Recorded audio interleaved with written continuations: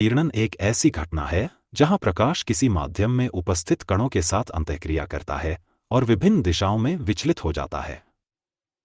यह घटना आकाश के रंग से लेकर दूरस्थ वस्तुओं की दृश्यता तक कई प्राकृतिक और कृत्रिम प्रक्रियाओं में महत्वपूर्ण भूमिका निभाती है।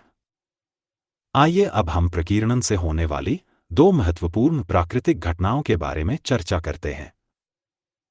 पहला, टिंडल प्रभाव। दूसरा, साफ आकाश का नीला रंग। आइए इन्हें अब एक एक करके समझते हैं। टिंडल प्रभाव। पृथ्वी के वायुमंडल में छोटे कणों का विषम मिश्रण होता है। इन कणों में धुआं, सूक्ष्म जल की बूंदें, धूल के निलंबित कण और वायु अणु होते हैं। जब प्रकाश की किरण इन छोटे कणों से टकराती है तो प्रकाश का मार्ग दिखाई देता है। प्रकाश इन कणों से बड़ी मात्रा में परावर्तित होकर हम तक पहुंचता है।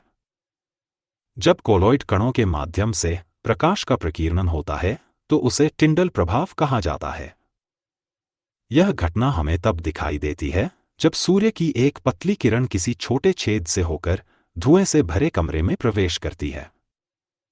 इस प्रकार प्रकाश के प्रकीर्णन से कण दिखाई देने लगते हैं।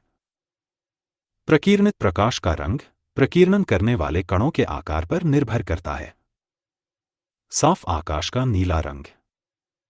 वायु अणु और वायुमंडल में उपस्थित अन्य सूक्ष्म कणों का आकार दृश्य प्रकाश की तरंगदैर्घ्य से छोटा होता है। लाल रंग की लंबी तरंगदैर्घ्य वाली प्रकाश की तुलना में नीले रंग की छोटी तरंगदैर्घ्य वाली प्रकाश का प्रकीर्णन अधिक प्रभावी होता है। लाल प्रकाश की तरंगदैर्घ्य नीली प्रकाश की तरंगदैर्घ्य से 1.8 गुना अधिक होती है। इस प्रकार जब सूर्य का प्रकाश वायु में उपस्थित सूक्ष्म कणों से होकर गुजरता है तो लाल रंग की तुलना में नीला रंग, जो कि छोटी तरंगदैर्घ्य का होता है। प्रकाश का अपवर्तन एक ऐसी घटना है जिसमें प्रकाश किरण एक माध्यम से दूसरे माध्यम में यात्रा करती है। जब यह प्रकाश किरण एक माध्यम से दूसरे माध्यम में जाती है और उसकी दिशा बदल जाती है या वह मुड़ जाती है तो इस घटना को प्रकाश का अपवर्तन कहा जाता है। आइए इस घटना को विस्तार से समझते हैं। मान लीजिए हमारे पास एक आयताकार कांच की पट्टी है। इस कांच की पट्टी से एक प्रकाश किरण गुजर रही है।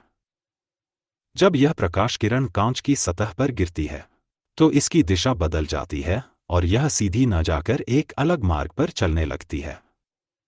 जैसा कि हम देख सकते हैं, प्रकाश किरण वायु माध्यम से कांच माध्यम में जा रही है। कांच माध्यम की घनत्व वायु माध्यम की तुलना में अधिक होती है, जिसके कारण प्रकाश की गति कांच में बदल जाती है और इसी वजह से प्रकाश की दिशा भी बदल जाती है। इसी घटना को हम प्रकाश का अपवर्तन कहते हैं। हम प्रकाश के अपवर्तन को इस प्रकार परिभाषित कर सकते हैं।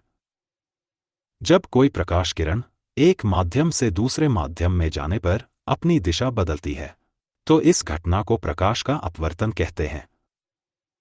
प्रकाश के अपवर्तन को समझाने के लिए 3 नियम दिए गए हैं। इन तीनों नियमों को समझने से पहले कुछ बुनियादी शब्दों को जानना जरूरी है। अपवर्तनांक। जब प्रकाश किरण निर्वात में यात्रा करती है तब उसकी गति 3 गुणा 10⁸ मीटर प्रति सेकंड होती है। लेकिन जब यही प्रकाश किसी अन्य माध्यम में जाती है तो उसकी गति बदल जाती है। यदि हम निर्वात और किसी माध्यम में प्रकाश की गति का अनुपात निकालें तो यह अनुपात अपवर्तनांक कहलाता है। अपवर्तनांक को म्यू से दर्शाया जाता है। वायु माध्यम को विरल माध्यम कहा जाता है और इसका अपवर्तनांक μ1 होता है। कांच माध्यम को सघन माध्यम कहा जाता है और इसका अपवर्तनांक μ2 होता है।